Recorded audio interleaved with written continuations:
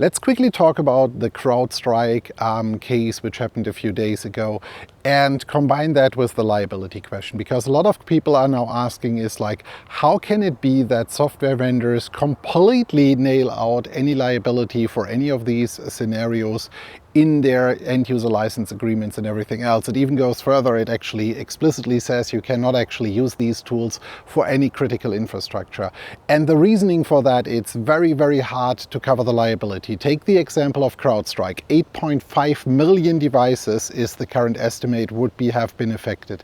If you were to just calculate for the devices the recovery costs of for these devices, that's already tremendous. Just considering the aviation industry, the damages created there, no liability insurance would easily take that. And if you were to actually enforce this on liability, the products would get far more expensive. There are industries where this is completely different. Aviation industry is a very good example, and I can take that example out of my own use case. As some of you might know, I fly a little single engine plane. It has a Garmin a full glass cockpit, and very early on I decided that I wanted to have a Bluetooth module so that I can actually transfer flight plans and everything else from my iPad into the system and actually connect the systems with each other to make this work.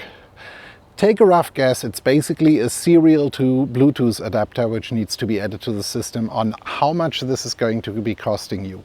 And you will be most likely shocked. The device by itself, plus the labor to get it installed, certified and everything else, is roughly around 5,000 euros or 5,000 US dollars. It's more or less, at that point it was more or less the same. For a USB or for a serial to Bluetooth adapter, which potentially the tool by itself costs not even 10 euros. The challenge here is you're changing an approved aviation system, and so everything needs to be certified, validated from an update perspective, and there is for sure a certain set of liability and other things involved in that.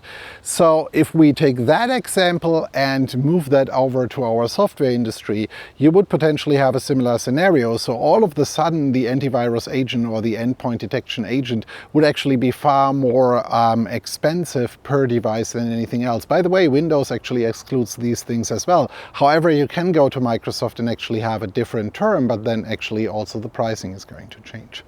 So what is your opinion? Do you think that software vendors should take full liability for their applications, and how much more would you be willing to pay for that? Write it down in the comments, and if you're not doing so already, follow me on social media for more content around security topics, VMware, Broadcom and all of that.